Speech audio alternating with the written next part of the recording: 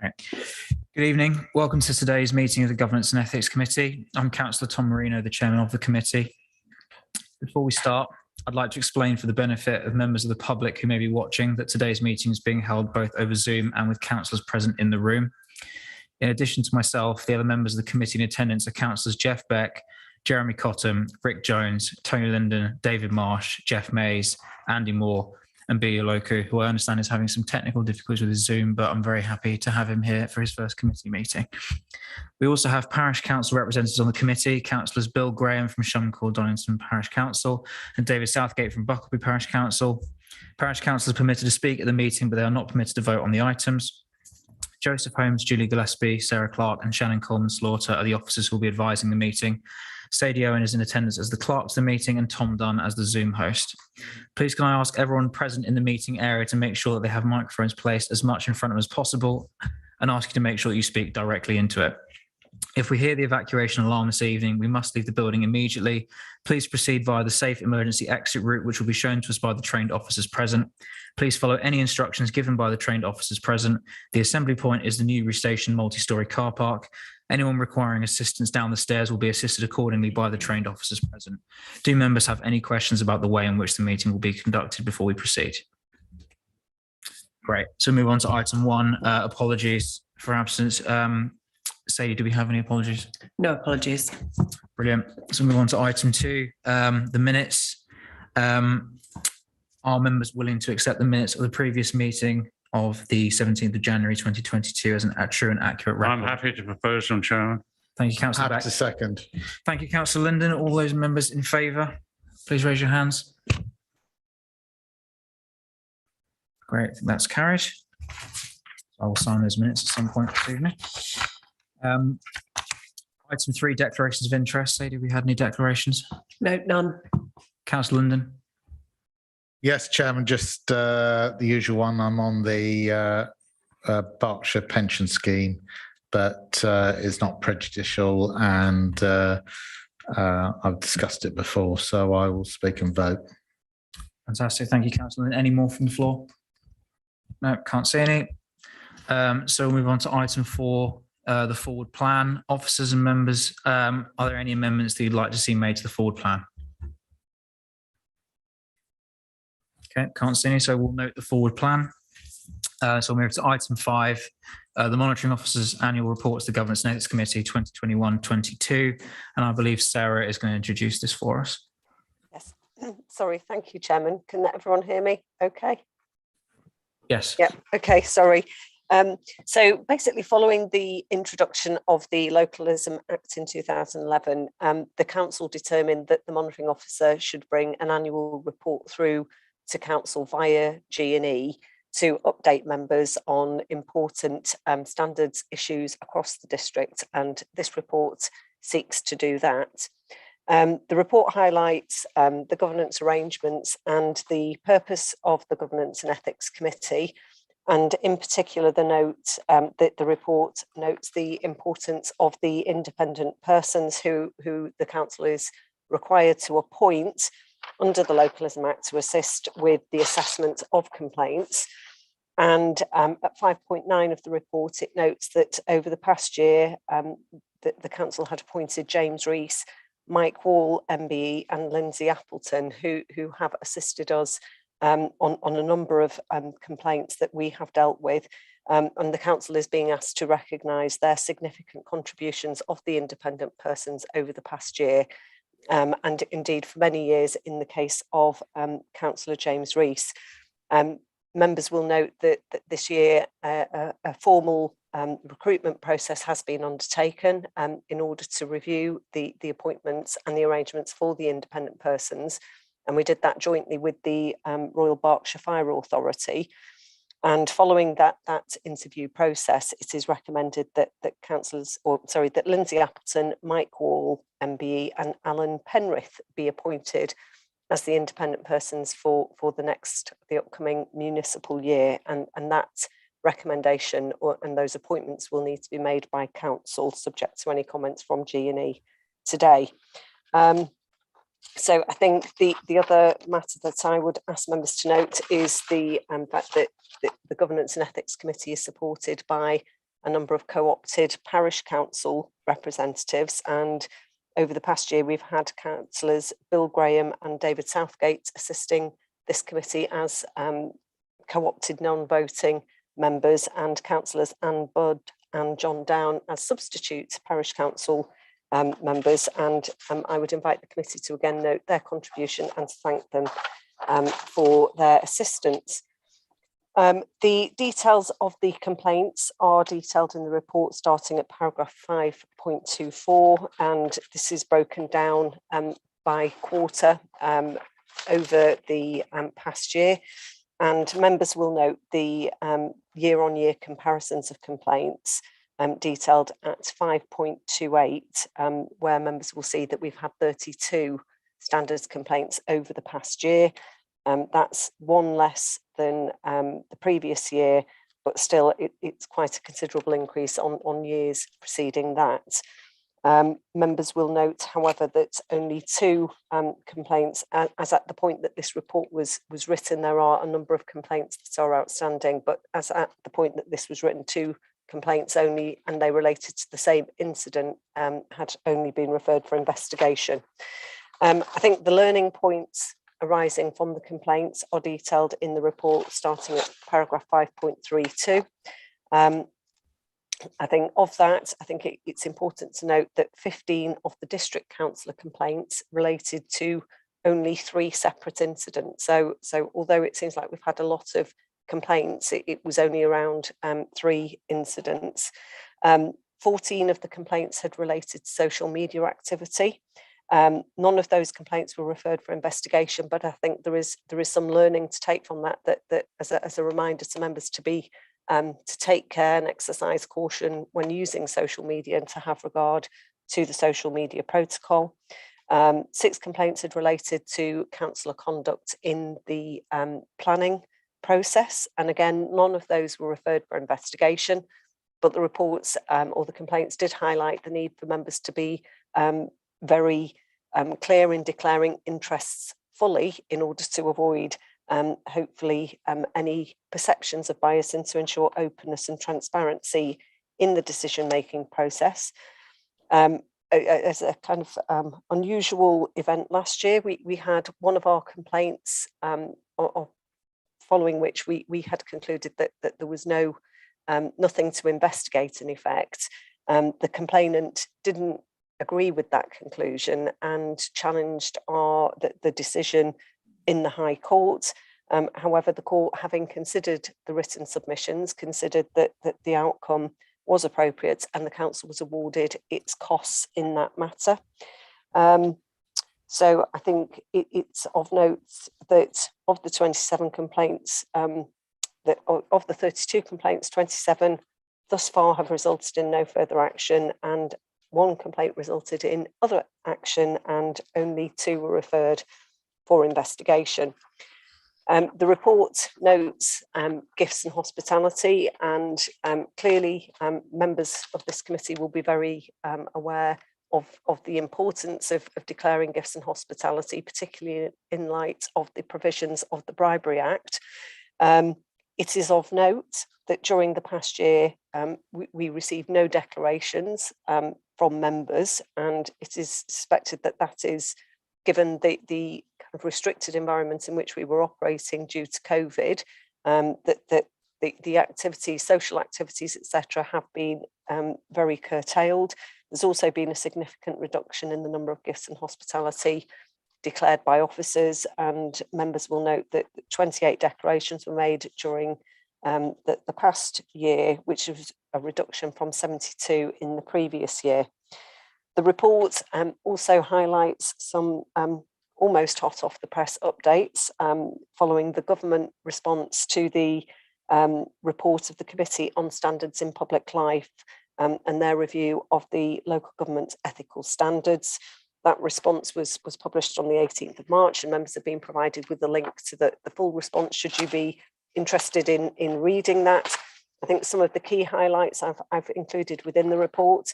I think importantly, the government has indicated that it intends to legislate as appropriate to ensure that candidates standing for election and local councillors will not have to publish their home address details as is currently required. And I think that recommendation found a lot of support and is certainly cited as one of the reasons that it's quite hard sometimes to attract candidates to stand for election.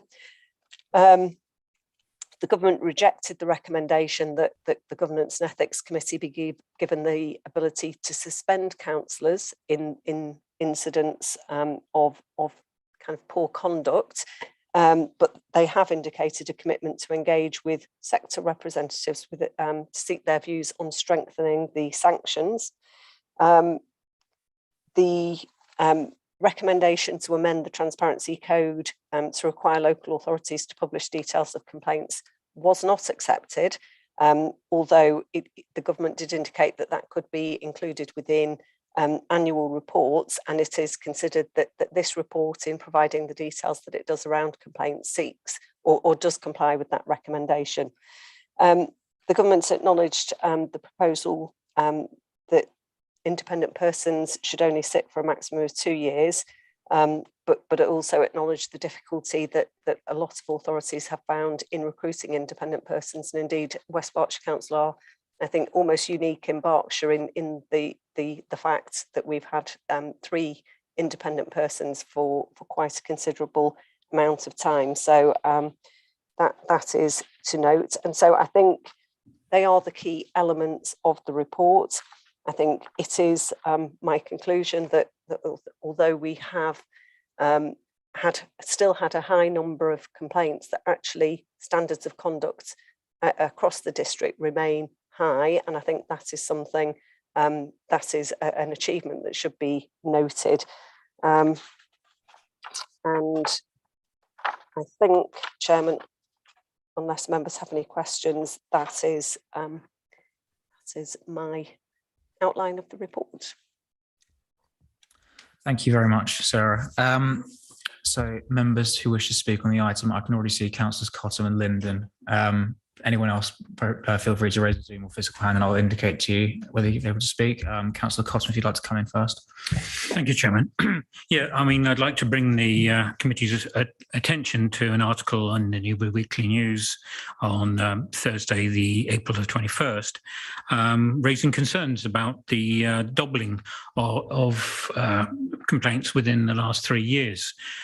Just as you know, as this committee is responsible for the reputation of this council, I wondered if there's an appropriate action that this committee or council responds to these type of articles to explain the situation and clarify the points that have been raised. Obviously, Sarah did cover so some of the context of some of the complaints, but I don't know if Sarah, if there's anything you want to reply to specifically about what Councillor Cotton just said. Yeah, so certainly I can take a look at the report that's in the Newbury Weekly News referred to, and if it's appropriate, I'm quite happy that we can respond to the newspaper to highlight this report and anything else if there are any corrections that we need to make.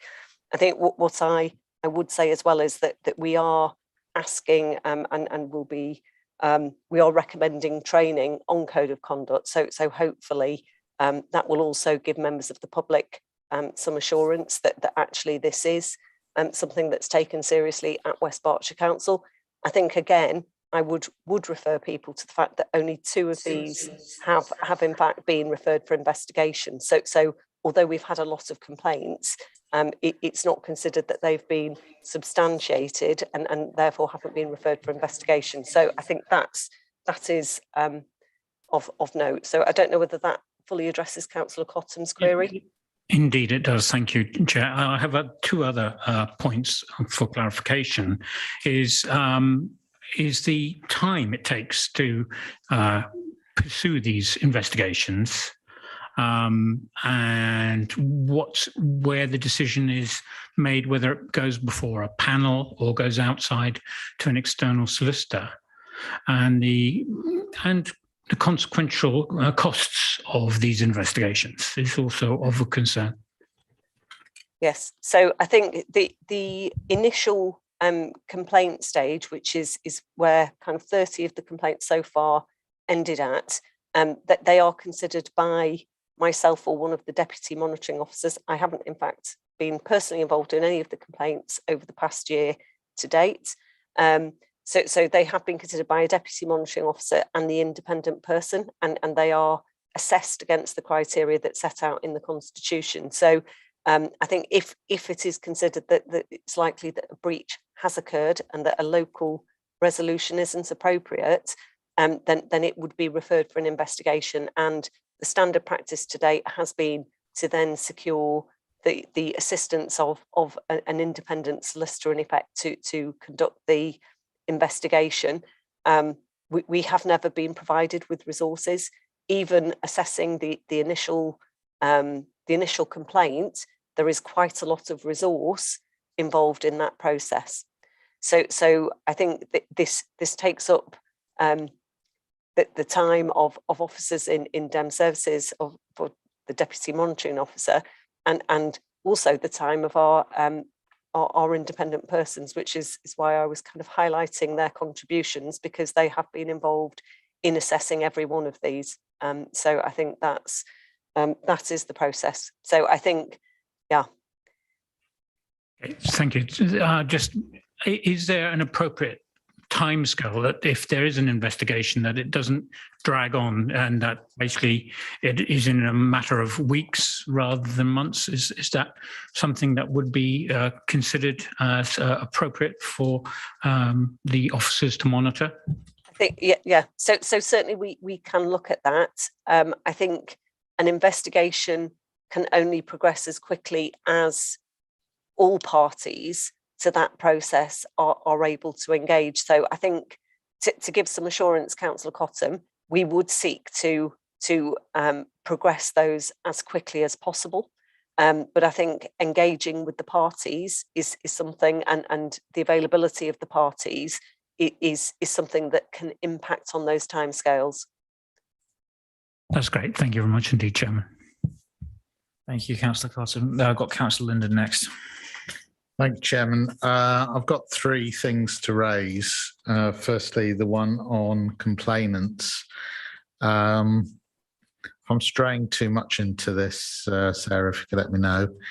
My understanding is a complaint was made to two councillors from a complainant who lived well outside this district.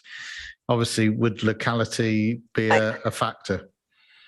So I don't know that is correct, but I think anybody can make a complaint against a member of this council or any of our parish councils. So there is no restriction in effect on somebody's ability to complain. If somebody believes that a member hasn't complied with their code of conduct, then an individual can make that complaint, and then we are then duty bound to process that.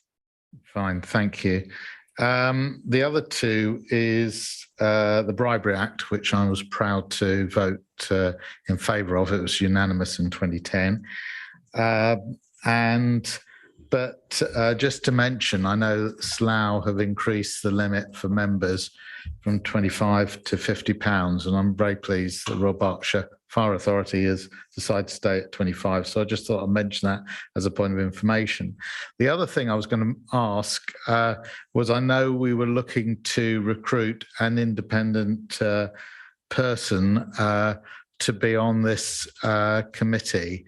And I know we've struggled, Sarah, to actually get somebody in, because I know it is the view, I think, of government as well, that it would strengthen having an expert like an accountant. I know we've got an accountant here who's just joined our committee, but it's been very difficult to get that recruitment, haven't we? Yeah, so an important update, there will be interviews taking place this week. So I hopefully by the time we have our next meeting, and in fact at full council, that then hopefully there will be a recommendation for an appointment. Thank you very much, Chairman. Thank you very much, Sarah. Thank you, Councillor Linden. I've got Councillor Jones. Thank you, Chairman.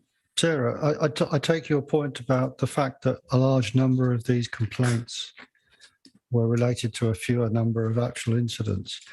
But I'm slightly surprised and slightly disappointed that so many of them had no further action. Do you detect that there is becoming a greater culture of spurious complaints against councillors? Well, it's difficult. I suppose it's the technicalities, I guess, of kind of when you're assessing the complaint. So a complaint, for example, might not progress because somebody is not deemed to be acting in their capacity as a member. So I'm not saying that was the case, but that there will be certain qualifications that need to be met in order for us to even have jurisdiction to assess the complaints. But I think some of the complaints have been very similar to one another, where there've been clusters of complaints. So yeah, I think I would, and so people may have taken offence at those comments, and I suppose that the question though of whether that would have amounted to a breach of the code is different. And so I suppose it's that the threshold really that is perhaps difficult. But I think that is why we are recommending training to be rolled out to all members as part of the next year, and this will kind of happen early in May or June, I think, around code of conduct. And I think that social media awareness, again, we will be trying to highlight the importance of taking care there. I think the difficulty sometimes in terms of it being referred for investigation is it would need to meet that kind of the serious breach threshold. Otherwise, the likelihood is we would try to have an informal resolution as well. And I think that's linked, Councillor Jones, just to the lack of penalties and the resource requirements of investigating. Okay, I'm just slightly taking up Councillor Cotton's point that you spend a lot of time on these, and if there is if there are a lot of complaints being made that shouldn't be made effectively, then is there a way in which we can try and deflect those before they actually occur, rather than wait and have to process them every time? Yeah, and I think that has always been the challenge, and we've seen it at kind of parish level as well as district council level, and I think that there is nothing that we can do to stop that. I think a lot of the complaints historically around planning matters come from people who are in effect dissatisfied with the outcome of the planning committee, and they use the standards process as a de facto complaint, or kind of a mechanism by which they can object to that. But it doesn't obviously have the power to reverse the planning decision. And I think that some of that was evident in the judicial review, that what they were saying they wanted was the planning decision to be reversed. And quite clearly, the complaints process doesn't have the ability to reverse the planning decision. So I think it is always going to be open to people using it to air grievances, and whilst we're under a duty to investigate, that doesn't leave us with much option, I think. Okay, thank you. Thank you, Councillor Jones. Are there any other members in the room who wish to comment or ask any questions? I can't see any. So as the recommendation is set out on page 13 is to note the report only, there's no need to vote on the item. So we'll move on to item 6, which is the Governance and Ethics Annual Report. I think, Joseph, you're going to take us through this. Okay, thank you very much, Chairman. So this report is a new report for the Audit Committee, but the Governance and Ethics Committee, but hopefully the contents of it look familiar. So this report is proposed to go through to full council at its next meeting, and in line with good practice, just summarises the work of this committee over the past 12 months. So it's for the 2021-22 financial year. Hopefully most of the items, if not all of the items here, you will recognise, but it provides a summary across the work of the committee on internal audit, external audit, and a variety of governance issues as well. Happy to take any questions, Chairman. Thank you, Joseph. Any members in the room wish to comment on the item? Can't see any. And I haven't got any either. So I'd be grateful if I could get a proposer and a seconder for the recommendation set out on page 27. Thank you, Councillor Jones. Seconded. Thank you. All members in favour, please raise their hand. No, I think that's carried. Sorry, say I'm overstepping my bounds. I think it's your job to say that. But, okay, we'll move on to item 7, which is the internal audit update report. I think Julie, you're taking us through that. Yeah, I am. Good evening. This report is my standard quarterly update report. So it's for information. There's no decision on it, and it's to inform members of the work that's been completed and undertaken during the third quarter of this financial year. The key elements to note are sections 4.5, when I'm saying there's been no significant issues identified by internal audit with the work completed during this quarter. Section 4.4, I am mentioning that there's been one audit with a less than satisfactory opinion, and I've given more detail of that in sections 5.3. And they're really the key headlines of the report. And the appendices are giving, Appendix A is giving the work that we've completed, Appendix B is work in progress, and Appendix C is the fraud plan progress. So if members have got any questions. Great. Thank you, Julie. Any members in the room have any comments, questions they'd like to make? Councillor Linden. Thanks, Julie. I think it's on Appendix A, the carer payments was weak for adult social care. Yes, it was. And that's broken down, and the key reasons for that are in 5.3 of the report. Yeah, so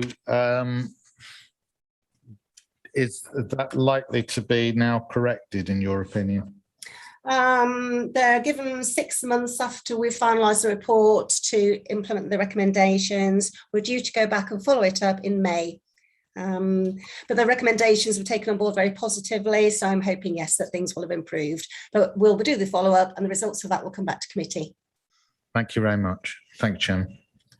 Any other members wish to comment or ask any questions? Can't see any. So as Julie said, the recommendation set on page 33 is to note the report only, so there's no need to vote on the item. So we'll move on to item 8, which is the internal audit plan 2022-2025. And again, Julie, that's you to take us through it. It's me again. So this is the main report covering our work proposals for the next 3 years. There's quite a few appendices attached, but Appendix A and Appendix B are for information only. I provide those each year, but there's been no amendments this year. The main document is Appendix C, which are actually outlining the work programme. And I've noticed that I haven't actually specified the page number that starts on, and that starts on page 65. So it's the format of a spreadsheet, and that lists all the work that we're proposing to do over the next 3-year period. So it's if members have got any queries on the work programme. The actual consultation and putting together the plan hasn't changed. So the covering report mentions the stages I go through, they haven't changed. That's the same process as usual. So it's mainly any comments on Appendix C, really. Great, thank you, Julia. I've got Councillor Cotton first. Thank you, Chair. Basically on page 73,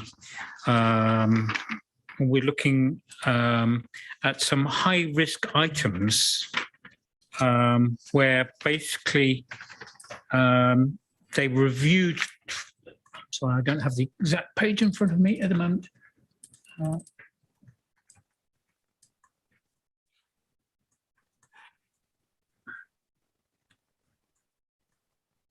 If I can get to page 73, I'll be delighted. All right, okay. My apologies. It's a large document. Did you mean 73 on the PDF or on the? On the PDF. So, well, it's the page number. Or is it the page number on the bottom of the yes. the page on the screen? Yeah.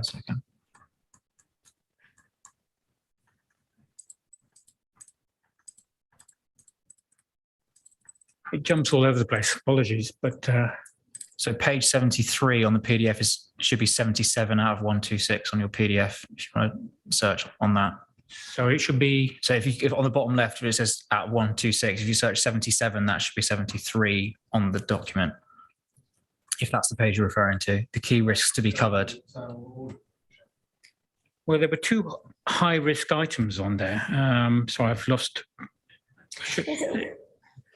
And they had been audited in 2017, but they weren't due to be audited for about another 2 years. I apologise. You're referring to brokerage and care commissioning, placement processes, and contract letting and monitoring and care packages.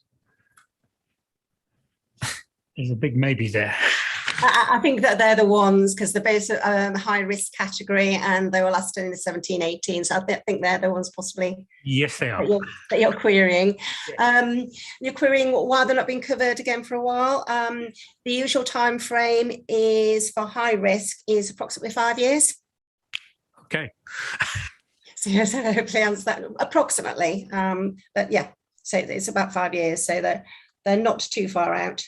So where would you, I mean, would it have to go up to very high risk before that became earlier, or what would need?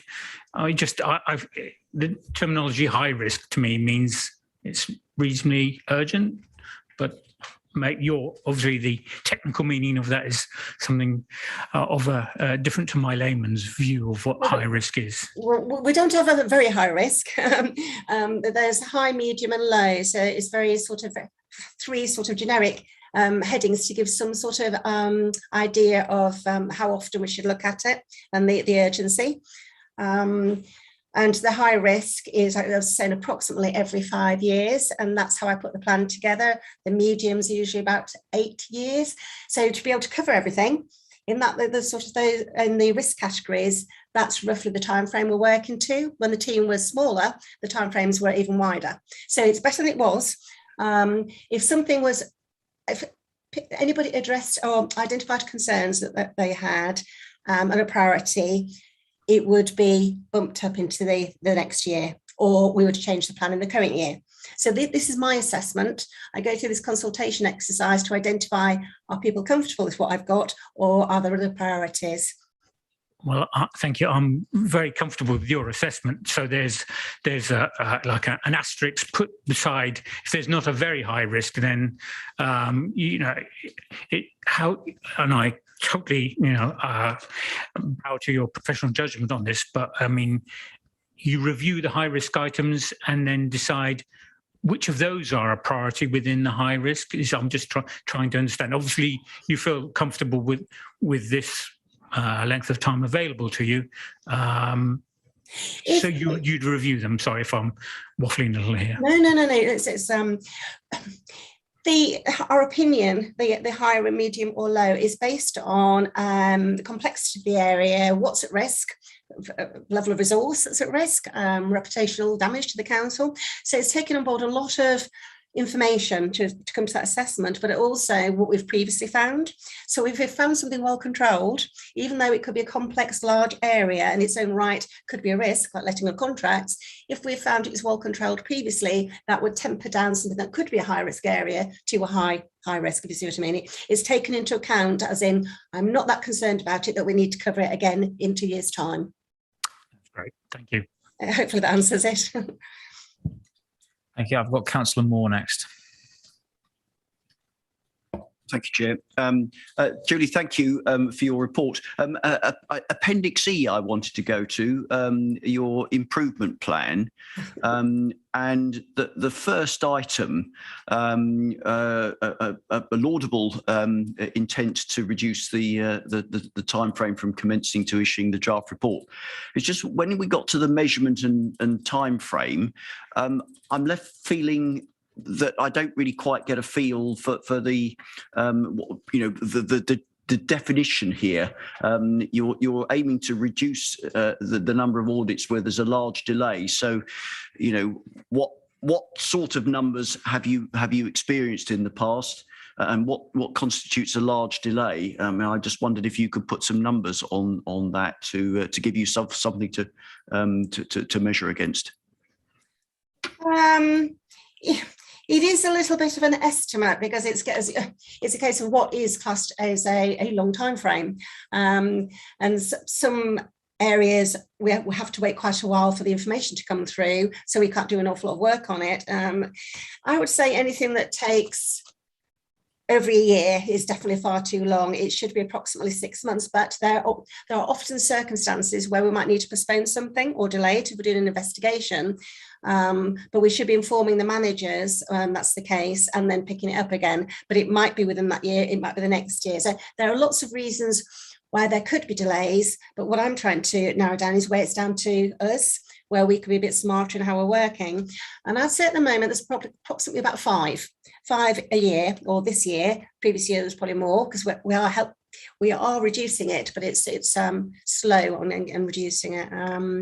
There's a handful of about 5 where I'd say the delays are too long, and that probably on the update report there were some items that went back to end of 1920, and we shouldn't have those. They shouldn't be dragging on so long. Sometimes it's because we've issued the report, we're not getting feedback from the service, but again, it should not be that out of date.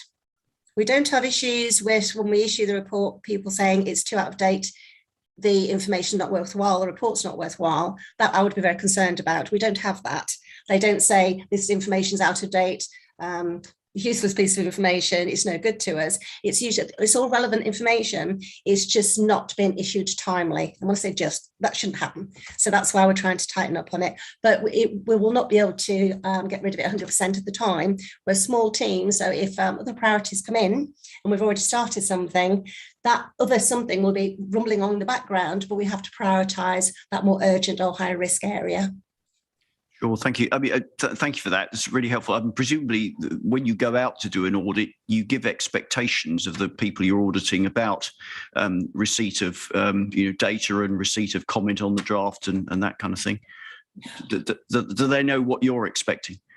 They do if it's, for instance, a school audit where we're actually going on site to the school for a certain time window. So the preparation for that and what we're wanting has to be more structured for us to actually do that site visit. Where it's more corporate reviews, it's more fluid.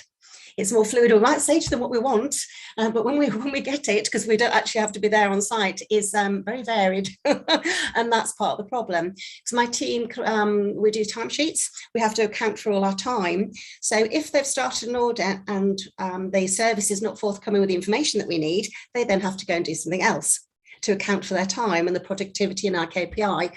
And the problem there could be is they then end up having quite a few things on the go because they're waiting for people to come back to them. So there's a mixture. There's also that we could be a bit more savvy in planning and asking for that information in a better time window. So it's a mixture. Thank you. Councillor Jones. Thank you, Chairman. Julie, thank you for the report. It's you've prepared a huge, I know it's a 3-year workload, but it's a huge plan, and I wish you luck with it. Clearly you do have a plan for, referring back to sort of Jeremy's, Councillor Cotton's comments. You have a plan and you have a timescale when you expect to do various audits at various times. How does that get changed? If you do need to change priorities or change timescales, typically how do you find out that you need to do that, and how do you respond to that? Any changes that come through are, I don't know, it could be Sarah, for instance, if she becomes aware of something or there's an issue that she's concerned about. It could be senior officers and members coming through to sort of saying they've got a concern about something, and letting me know what the concern is, and me deciding whether it warrants looking at in more detail and risk assessing, as is it a priority compared with some of the other planned work. It happens quite frequently. Not sort of from an investigation point of view, but something to assist with or give advice on that's could be quite urgent. So that does happen quite a lot. I don't ask for approval on that. Because the plan to a large degree needs to be fluid, or me being able to pick up that work needs to be fluid, rather than coming back to committee to formally amend any changes to the plan. So it does happen quite a lot, but I try and identify the difference between the planned work and the unplanned work on my year-end report that I submit to committee, where I break down, this is the planned work, and because of all these requests that I've received, this was the unplanned work and the percentage of it. A lot of it's down to me in a judgment call. If it's an investigation, really I have no choice in the matter. We should be investigating things if it comes as potential fraud or whatever. So it does vary on what the request is, but the plan does need to be quite fluid. So it's that sort of work, plus if we have any time delays that can end up rolling forward work into the next year because I've had to reprioritise within the year. Okay, thank you very much. That's a very comprehensive answer. Councillor Loco. Thank you, Chairman, and thank you Judith, for this. Just really to help me contextualize what you put here. Do you, in your approach, are you backward looking, forward looking, or you focus on compliance, or all of the above? All of the above. The audit plan is mainly, the planned work is mainly assurance, what we call assurance work. But it's not the old-fashioned approach of looking at errors and identifying how many errors have we found. It's more to do with the fact of looking at the process and controls. Are we happy with it, that it could prevent errors in the first place, which is then forward looking. And our recommendations are forward looking, as in, can we do something to improve this process so the potential of any risks or issues are reduced. But some of the findings are obviously based on what we found, which is historical, but we're trying to improve things going forward. So you would look at things in terms of where you see the council is likely to be in the future, in sort of readiness for or ability to cope with what's coming down the lane. So those sort of things feed into your plan. We would cover that if we were looking at any strategies. Strategic direction over a certain period, and we would look at what the plan to implement that. So even though that's happening at a certain point in time, as of now, it would be impacting then on what we think could be happening going forward. Okay, thank you. Okay, I can't see any more physical or virtual hands. So it'd be great if I could get a proposer and a seconder for the recommendations to set out on page 45. I propose, Chairman. Thank you, Councillor Linden. Councillor Beck, second. All those in favour, please raise their physical hands. Councillor Leighton. Oh, I see his hand. Okay, that's great. Thank you. I believe that's carried. So move on to item 9. No, we're on item 9, aren't we? No, we're not. Item 9, the 2021-22 year-end preparation. I think, Shannon, you're taking us through that. Chairman, I'll take us through that if that's okay. So yes, this report sets out our preparation for the 2021-22 year end and closure of those financial statements, which is ongoing at the moment. You'll see in here there's a few items to approve and a few to note. So for example, the accounting policies are in there to approve, and just highlighting a change on how we present our cash and cash equivalents to looking at the liquidity of those. So this links in with your role on treasury management as well. And so this is where we are changing our accounting approach to highlight those over a shorter period of time. So for just one day where we can access that cash. So quite a subtle change there. Just note a few changes. The largest one for the sector as a whole is on the accounting treatment on IFRS 16, which is concerning leases. At the moment, we account separately for operating and finance leases. There has been a proposal on the table for a while now to align those together, which would result in more a higher capital financing requirement, and therefore a greater charge to minimum revenue provision. That has been delayed now, or there's an option to delay it for 2 years, which we are proposing to do. What that will cause across the whole of local government will be interesting from our external auditor's point of view, as you will have some councils who may adopt that standard early and others like ourselves will defer it. So there will be some slight incomparability between different local authorities around IFRS 16. Otherwise, members are asked just to look at some of the other changes in here, for example, recommending where our de minimis limit on where we charge capital expenditure as well. But the key thing within this is both just the timetable, just setting out that in detail, need to close by the 31st of July 2022, and then having or approving the accounting policies. Great, thank you, Joseph. Are there any members who wish, or participants who wish to comment? Councillor Jones. Thank you, Chair. Sorry, a very, very quick question. I noticed reading the Grant Thornton report that was in the supplementary, they refer to cash moving from 3 months to 3 days. And this report refers to moving 3 days to 1 day. I just wondered whether I understood it correctly, that it was all part of the same process, and B, what was the prompt for doing this?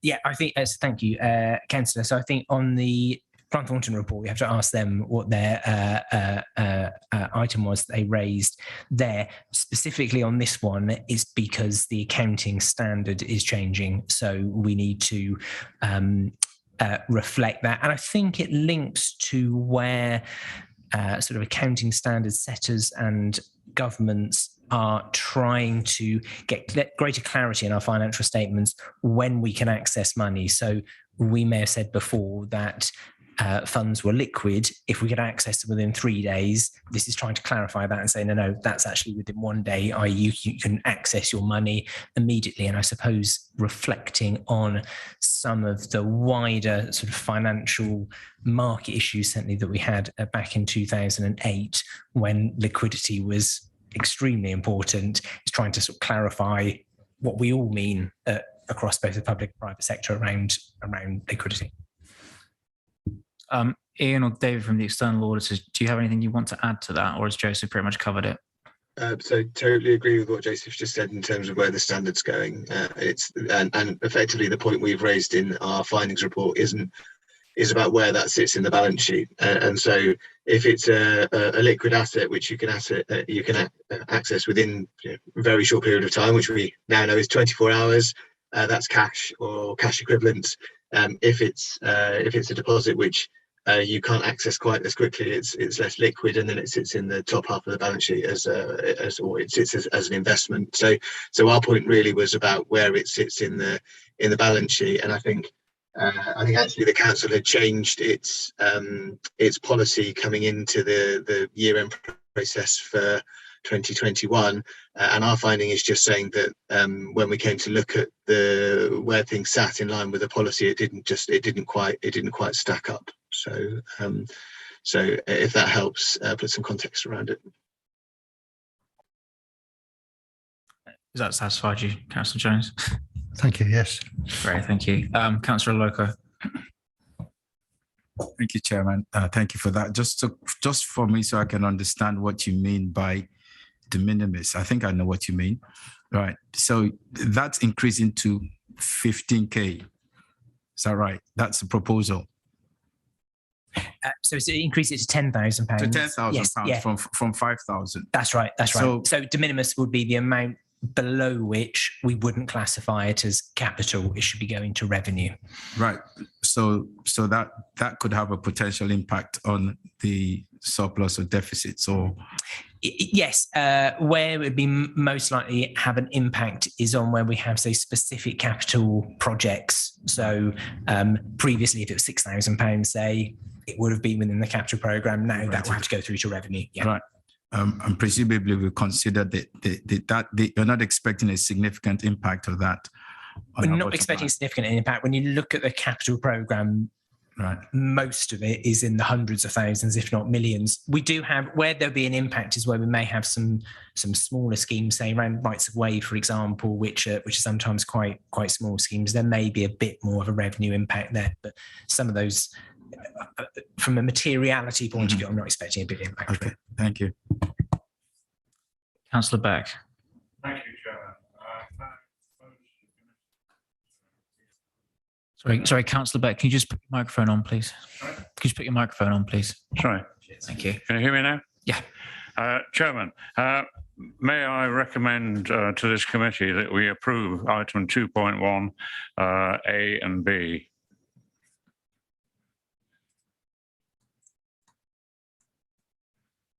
Oh, so you're proposing that we approve the recommendations as set out on pages 89 and 90? Yeah. Okay. So before we do that, does anyone else have any comment they wish to make? I can't see any more. So could I get a seconder for the recommendations set out on page 89 and 90? Councillor Jones. So all members in favour, please raise your hands. Fantastic, that's carried. So we'll move on to item 10, which is the draft audit findings for West Berkshire Council's financial year ended 31st of March 2021. I've got Shannon, but Joseph, is that your Shannon? It is me. It is me. Yes. Thank you, Chairman. So we've got a couple of to follow reports here, but if I just focus on the supplementary agenda on this one and what you are being asked to approve here. So you've been asked to, in light of the audit findings report from colleagues from Grant Thornton, to approve the financial statements subject to any further, or there not being any further material changes as a result of the delayed pension fund audit, the pension fund audit being administered by the Royal Borough of Windsor and Maidenhead. The council published its draft financial statements back in the summer by the 31st of July, in line with our statutory deadline to do so. Grant Thornton have been on site since later in the autumn last year and have now completed their audit substantively, but obviously await for any impact of the pension fund.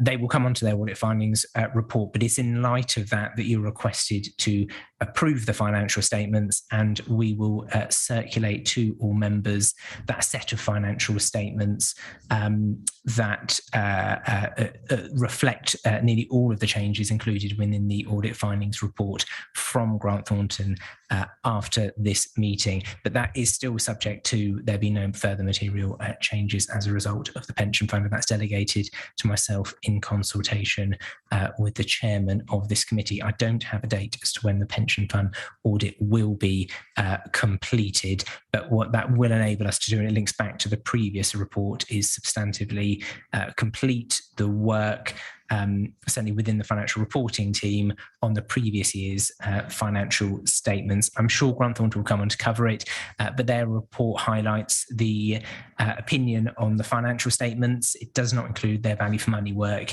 which, as you see per the revised audit findings report, is still yet to be commenced. I'm sure they will come on to that as well. Just say there's an error in section 5 of the amended report. It just says an under proposed, there's no proposals made in with this report. Members are asked to note this report. As per the recommendation, members are asked to approve delegation to myself and the chairman once you've considered to approve these financial statements, once you have considered the audit findings report from Grant Thornton. Okay, thank you, Joseph. Any members or participants or external auditor representatives want to comment or speak on this item? Can't see any members in the room. Ian, did you want to come in? It might just be worth just saying a few things just from the space to offer our perspective in terms of the council's external auditors. So I think I think what Joseph just said is right. So we've had the letter back from, or we've had the assurances back from the pension fund auditor. There is one issue there in respect of the value of investments within the fund. So there was effectively an overstatement of investments within the fund, and we're working through what that means in terms of West Berkshire's share of those assets. We've had conversations with the finance team about that. We just need to work that through internally. The other issue that I wanted to raise with members is something which has emerged over the last few weeks in respect of infrastructure assets. And effectively, this was brought to light recently, and it's those of you who have been in local government for a little while may remember a discussion when whole of government accounts were brought in about how highways network assets were going to be valued, and it was basically put in the too difficult to do box. That's reared its head slightly again in recent weeks, and in particular how local authorities account for subsequent expenditure, so expenditure that they make on highways, and other infrastructure assets in the area. We're working through it as auditors collectively at the moment, and CIPFA is also having a look at this issue. It's raised it with the Financial Reporting Advisory Board, and has a timetable to work through how it might make changes to the code to I think end up in a pragmatic and sensible place. The difficulty is that's something that's only just come to light, and we're working through it at the moment. So officers at the council have given us some responses to some initial questions. We need to consider that more fully, but it's not an issue that just impacts at West Berkshire. It impacts at every local authority, and not just this year. Or the set of accounts we're talking about, it will be something that will impact going forward. So those are the two live issues that we're dealing with at the moment. Otherwise, I'm happy to take any questions in relation to the report. We shared an updated version of that. I think we shared with members earlier today, but there were no significant changes from what came through in the supplementary agenda pack. But happy to take any questions, observations if there are any. Okay, thank you. I've got a few members who've indicated they want to speak. I've got Councillor Leighton first. Thanks, Chairman. Ian, I noticed on page 12 of the updated report, we had double counting on two of our schools. This required a 6.963 million error on there. Do you have a comment on that? I don't know if there's any others. I know we had some other other problems. We had some problems with the short-term investments just below that on cash and cash. Could you just give an update on that, please, on those 2 points? So from our perspective, we picked this up having looked at the underlying transactions. It's been adjusted for in the accounts. I think sometimes these things happen. I think particularly where you've got several people involved in a process, it's easy for something to be done twice. I suspect things like remote working and some of the other pressures that the finance team were under at the point at which they were putting accounts together probably adds to that. But I think it's a mistake. There's nothing untoward there in terms of it's just an oversight. It's just something that's happened, and obviously the impact of or the quantum of that's quite significant. But that's been adjusted for in the latest set of accounts. It may be that someone from the council would want to offer their perspective on it as well. So I presume, obviously, that we will notify, because we found it in two schools, that we generally, well, maybe Joseph Holmes could answer that we are notifying the schools to be wary of this solution, so we make sure that we don't have, this problem can be sorted out, Yeah, so I'm happy to respond on that, Councillor Linden. So yes, yeah, and we do work closely with schools as well and provide a range of information out to schools. So yes, I think Ian covered it though. It was an error which the external auditors found, and as you see in the adjustments, we did adjust for it as well for the revised set of financial statements. Thank you, Chairman. It's worth saying this isn't money that left the door twice. These were financial reporting entries, so they'd already been paid through the payroll provider, and then a further adjustment was made in closing the accounts using journals. So and I think it's the distinction between financial reporting and the process is there. There was no kind of overpayment, if that makes sense. Does that satisfy you, Councillor? Yes, Chairman. Great, thank you. Councillor Cotton. Thank you, Chairman. Yeah, I'm very uncomfortable with these continued delays from the pension fund coming back to us. I don't understand why these delays exist. In business, it would be unacceptable. especially as we have like over 400, in nuclear red button case, we have £400 million worth of liabilities there. I know it's not going to be that dramatic or anywhere near it. Is the question for either Ian or Joseph, is their system fundamentally flawed that they fail to come back with figures to us? It's an open question. Why? Thank you, Councillor. So the issue isn't necessarily that the figures come out to us late. The problem is their audit is late. Now, their auditors are not Grant Thornton, so I'm sure Ian might well have a view on this. But we get the figures in time for producing our financial statements. The problem is that they are facing audit delays and very little control over their external auditors' timetables and what they're doing at Windsor and Maidenhead, unfortunately. But I don't know, Ian, if you have a view from your sort of liaison with them. So I think we talked previously. So the delays across local, the whole of the sector are not acceptable and not what any of us.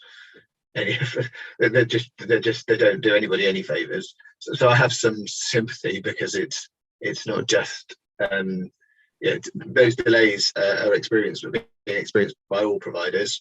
I said we have actually had what we need. Well, we have had what we need from the pension fund auditors now. The challenge for us is that that's raised further questions. So what you hope to get when you get it is that it just effectively it fills the black hole that you've got from our audit of West Berkshire Council, and then we're able to kind of to proceed to bottom those issues out. And we haven't been able to do that because, as I said, there seems to have been the auditors there have picked up a misstatement of the value of the investments in the fund, and that's obviously the starting point that the actuaries use to produce the entries that go in your financial statements. So we have what we need from them, but we now need to work out.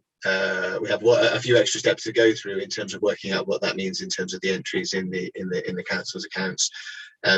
So I think it's the delays. I'm not going to comment on what others do or don't do because we're encountering some of the same challenges.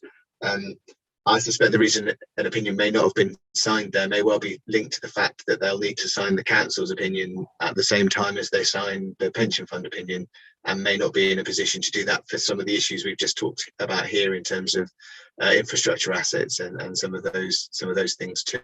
So I think there isn't anybody in my position who would say that we're happy about the level of delay that you're experiencing and we're experiencing. The challenge is how quickly you can catch up when we're, as Ms. Holmes was saying, you're about to start producing accounts for the current financial year, and in lots of cases we haven't finished auditing the ones from the previous year. So it's it's not something that can be caught up overnight, unfortunately. So really, just a question and a comment. Do you have any concerns about the pension funds? Well, I don't audit the pension funds, so it's not really. No, so you're not getting the figures that you are being given. Well, it's not unusual for us to find misstatement for an auditor to find something wrong in a set of accounts. I think if you looked at the adjustments in the audit finance report we've got in front of you this evening, we've obviously found a number of issues or a number of things which have had to be corrected or haven't been corrected in the draft accounts. That's part of the process. It's just that in this instance, the thing that's been one of the things that's been uncovered at the pension fund doesn't just impact the pension fund. It impacts all the employers who are members of that fund. So So do you have any major concerns on West Berkshire's behalf that we have a risk there? a significant risk, a major risk? I really don't think it would be appropriate for me to comment. I wouldn't be doing it from an informed position. Okay, well, that's a little bit disappointing, but because I do have major concerns, but thank you. I know it's beyond your control and I understand that. My comment is, final comment, and just that it is a comment, is they do this every year. I mean, really, they need to get their act together.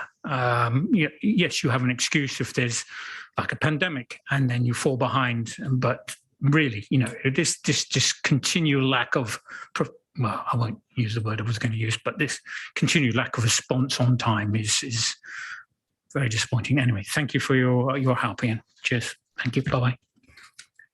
Councillor Moore. Thank you. One for Ian or David, Grant Thornton. Just looking at your report and Annex B, there are 4 follow-ups from prior year recommendations which still aren't cleared. And I wondered if you'd like to just give me a feel as to how significant or serious you regard those.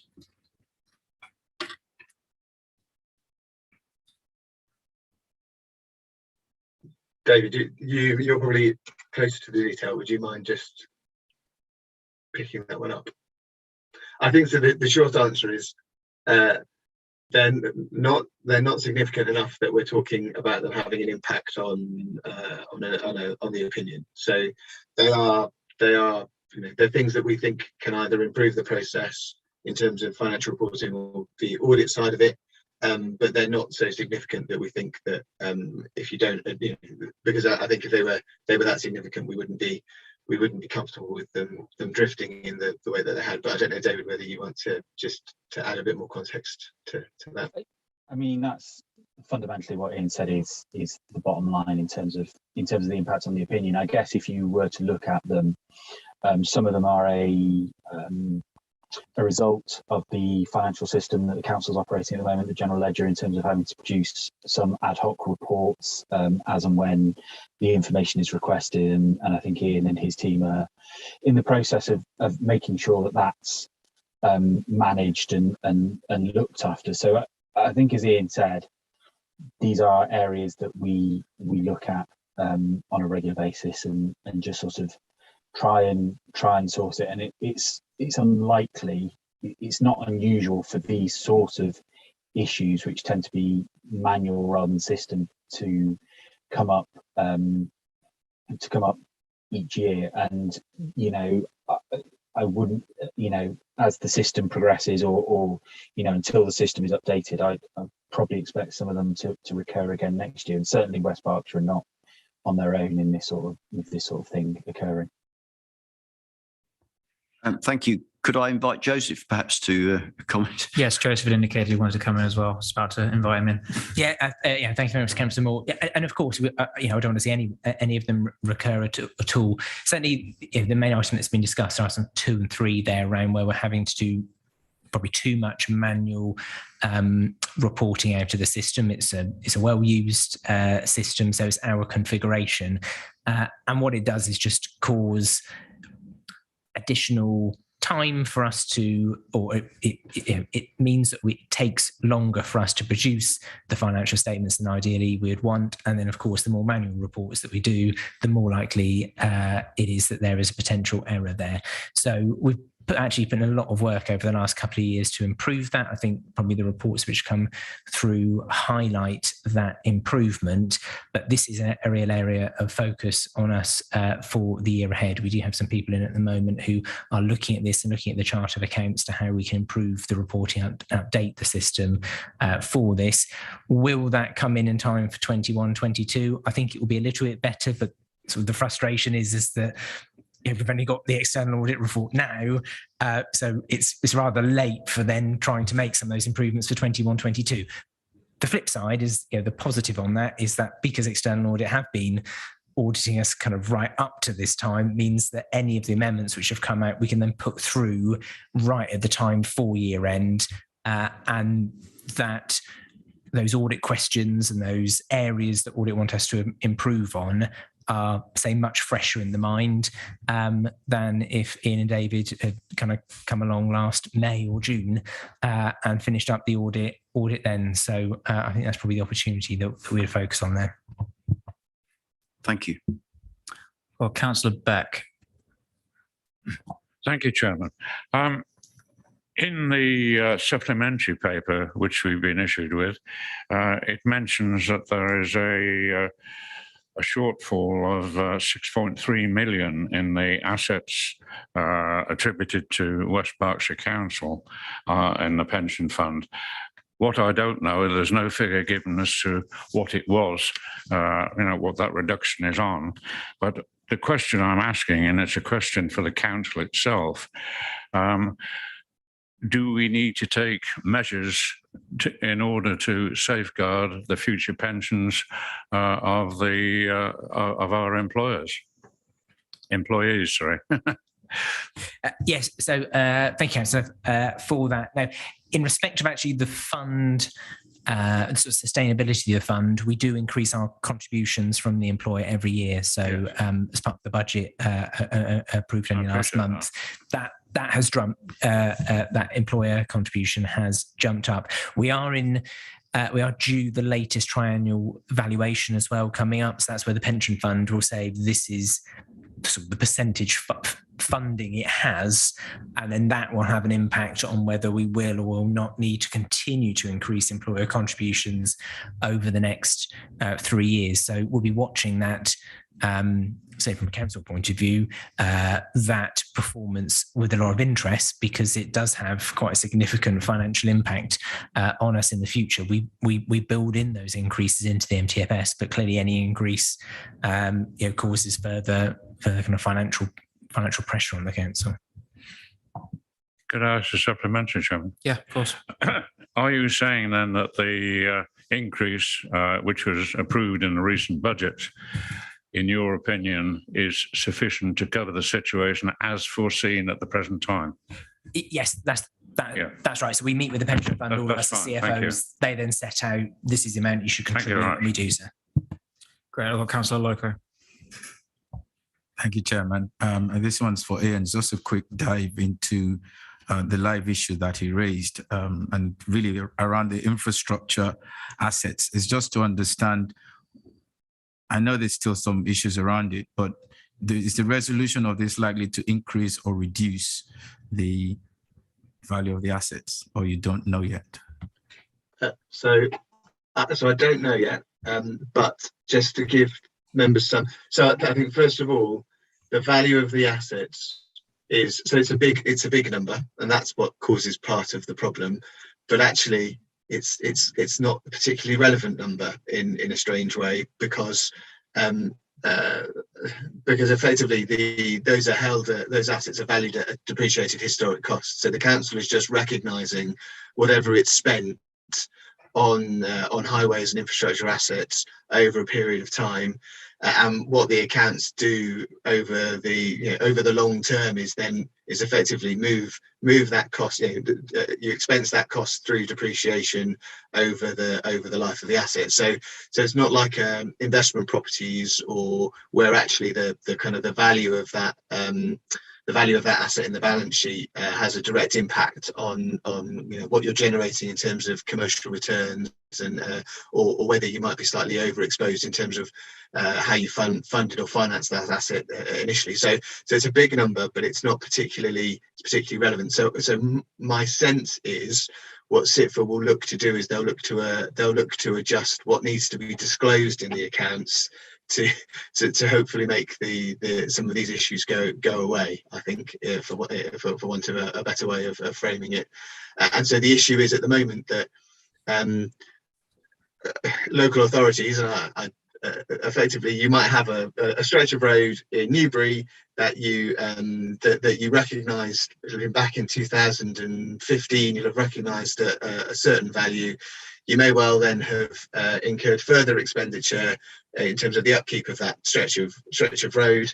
and you'll have just recognised that, or you'll have just added that expenditure to the asset without taking away or de-recognising anything that was there already. And so it's really about a timing difference. It's really about how quickly that expenditure makes its way from the top half of the balance sheet to the bottom half of the balance sheet, and whether that's whether the timing of that is appropriate or not. So it's one of those very unfortunate situations where, as accountants and auditors, we get excited about it because it's a big number, and it does matter when you look at how you comply with the requirements of the financial reporting standard. But in terms of someone using these accounts, or a number that you would need to be particularly worried about in terms of running the council as a business, it's not especially relevant, would be my perspective. If it's not relevant, so what's the issue? The quantum of it, so the size of the asset, and therefore any non-compliance with a financial reporting standard it runs the risk of being material, basically. So just please excuse my ignorance, because I'm not. No, that's fine. It's familiar with SIPFA rules, but what happens to the depreciation? So the depreciation anywhere? Is it just a disclosure? Depreciation in a set of local authority accounts gets recognised in your income statement, Right. but because it's not under statute, it's not a proper charge to the general fund. It gets removed from the general fund and moved to the capital adjustment account, and that happens through the movement in reserve statement. So there are a number of things where in your income statement you're trying to reflect something which is IFRS compliant. But by the time your movement in reserve statement then takes a lot of those sort of, let's call them notional accounting entries out, and replaces them with proper charges to the taxpayer. So depreciation is in there in the income statement, but by the time you get to the movement in reserve statement, it's been removed and replaced with your minimum revenue provision. So again, it has an impact from an accounting perspective. But it doesn't really have a huge impact from it doesn't necessarily have a huge impact from a sort of a financial management perspective for the council, unless it's just a technical issue. It's a very technical issue. Okay. Yeah. Yeah, so Chairman, if I just come in on that, I suppose an example, you mentioned the A4 running through Newbury. So I don't know, the A4 from Newbury just to Hungerford, say we have it, and this is not the right figure, but say we have it in our assets in our balance sheet at £50 million. This review might say actually it should now be in at £100 million, but we're not going to sell the A4. I don't think that's a spoiler alert, me saying that. We aren't going to sell it, but what we would then have to do is make a much larger depreciation move through, but that would then just net itself back out. And as Ian said, we'd then have to look at the minimum revenue provision, which is it's not quite a kind of proxy for depreciation, but we wouldn't make any change to our MRP because of that. It would be only if we changed our MRP hit amount would there then be an actual hit to the financial statements. So the whole audit regime at the moment is very, very focused on Grant Thornton and other firms like EY looking at our PPE overall and having a look at some of those really large amounts that are in local authorities' accounts.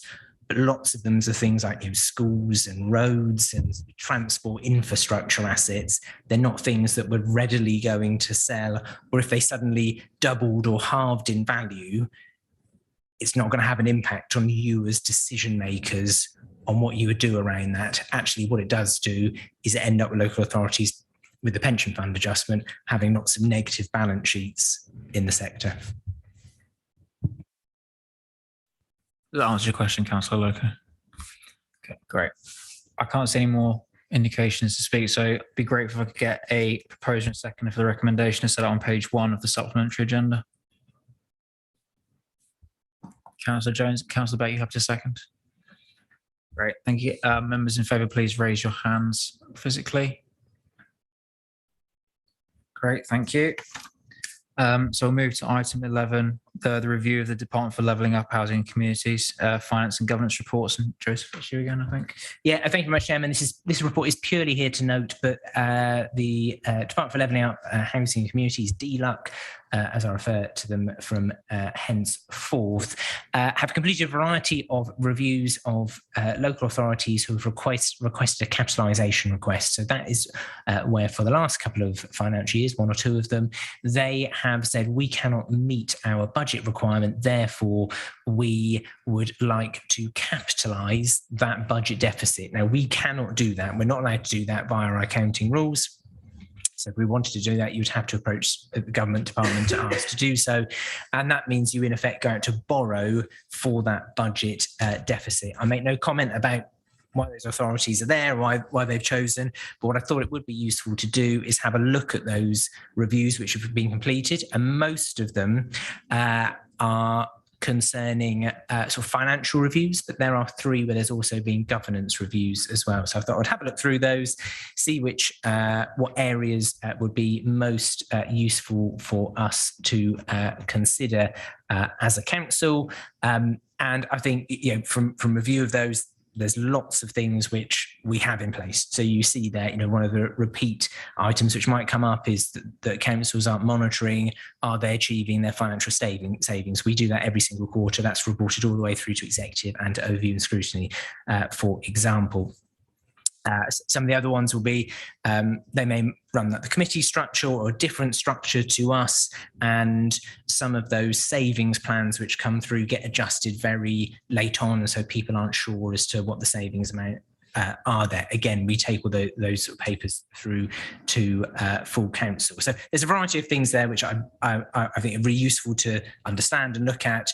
But the two that I've highlighted for us, so one is around the documentations, which come through eventually to members, but, you know, Sarah's on this call as well, as two of the statutory officers, is where they may come through to us before members, and we want to improve the clarity in the reporting of those reports before they get to members. We're going to undertake some training for the year ahead between the two of us. And then the other one is ensuring that link with the council plan ending 2023 for the next council plan to be further embedded, so that we have a clear understanding what used to be called the sort of the golden thread between what that council strategy sets out, and then ensuring that is as well disseminated internally as possible. Great, thank you, Joseph. Councillor Marsh. Thank you, Chairman. Just one question about the general reserves, which several of these local authorities didn't have enough. And you say that our reserve is budgeted to decline in 2021-22. And of course, it's just been agreed at the budget meeting to reduce further to enable the council tax not to go up by as much as it would have done otherwise. And next year being an election year, who knows, there may be a temptation to use reserves again to not put up council tax. And I'm just wondering if that's a concern, or if you're completely happy that we have enough in the reserves to cover all those contingencies. Yeah, no, thank you very much, Councillor. And yes, you're quite right to highlight that as well, because that is an underlying, you know, key issue there.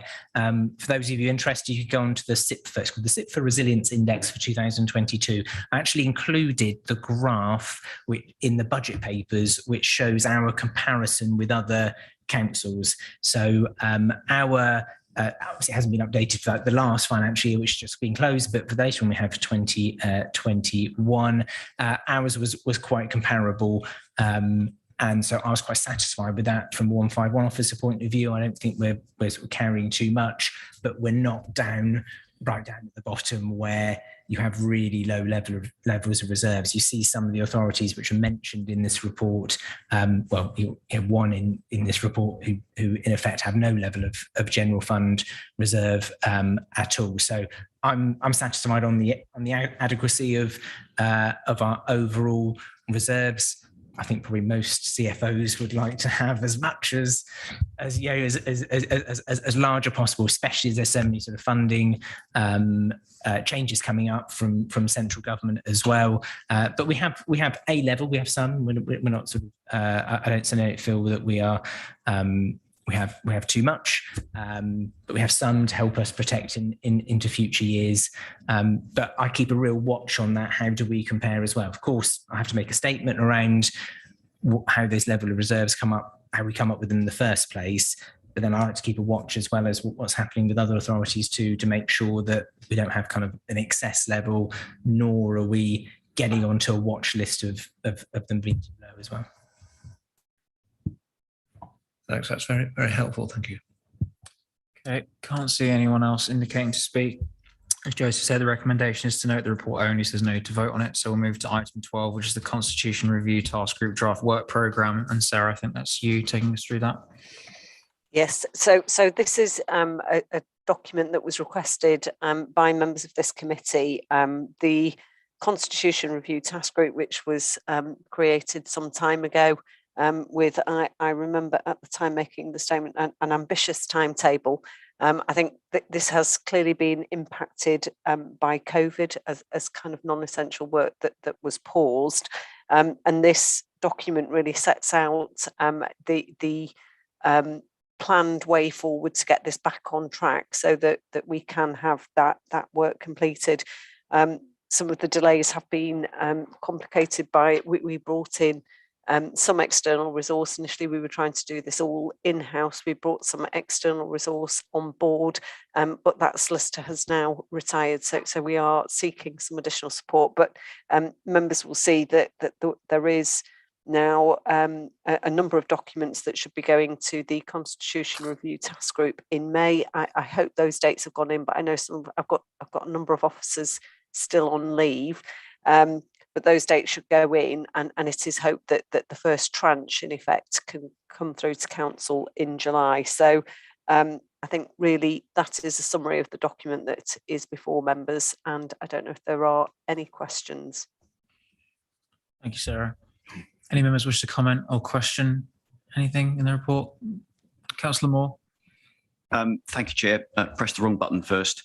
Thank you, Sarah. I see the programme. Thank you. I think I was possibly instrumental in nudging for it.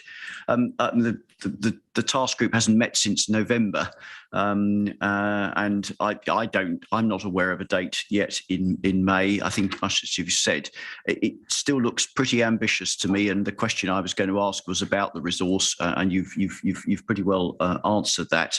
And I see that, in fact, well, we longer term, we aren't, we don't actually know when the full constitution will be reviewed, but so be it, I guess.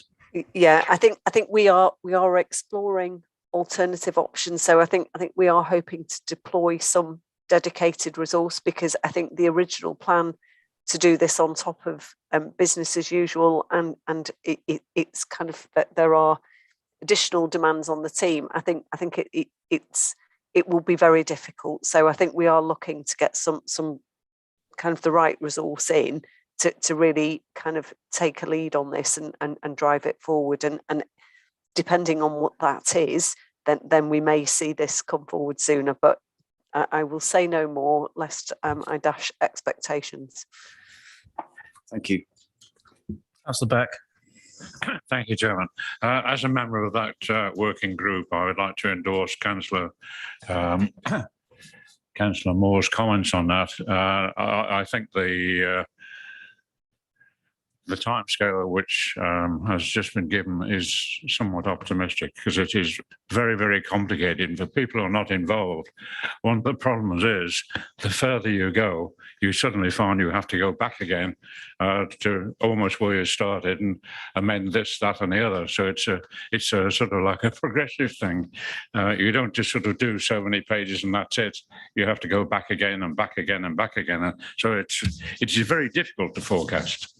Thank you. Yeah, I think it's, as sort of Sadie will attest. I think we've been doing some assurance work on the work that has been done to date. So, and it's precisely that, because what we don't want to do is approve the rules and then find that we've omitted some key provisions. So it's clearly a very important piece of work, and yes. So I think I note the comments of members, and no doubt we can discuss that further depending on where we get to with this timetable.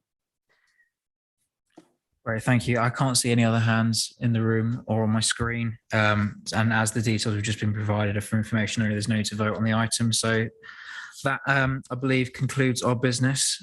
Thanks everyone for their attendance, particularly Councillor Loco on his first meeting. I hope you've enjoyed it. The next meeting, I believe, is scheduled for the 27th of June. Can I just request that members remain seated until the Zoom host confirm the meeting is no longer being live streamed? Chairman. Oh, sorry, Councillor Beck. Are we having any questions on the supplementary paper? I believe the supplementary paper was just for one of the agenda items which we've already covered, I believe. It's been covered. It was item 10. It was a follow-on report. So it was covered at item 10. Yeah. The supplementary agenda was just for item 10, I believe. So yeah, that's the conclusion of the business. Like I said, please remain seated until the hosts confirm the meeting is no longer being live streamed.